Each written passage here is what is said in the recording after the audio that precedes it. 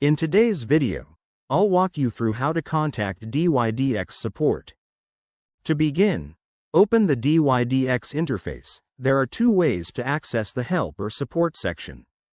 First is through the main navigation menu. Hover over More button, click on that, and once the drop-down menu open, click on the Help button. From here, you will have two options. Click the Help Center, which contains articles and guides that answer many of the most common questions about using dYdX. You can search for keywords related to your issue. You can access live chat from here if you want to talk to real agent. You will see a small chat icon located on lower right side of your screen. Click on that icon, then click on the Message tab, and tap Start a Conversation. Then you just have to wait for the agent to contact you. Or from the Help tab, click on the Live Chat button. From here you can directly start a conversation with an agent.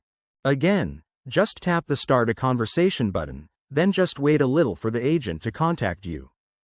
Or you will see a small Help and Support button, located in the lower part of your screen. You can also use that button to access live chat support.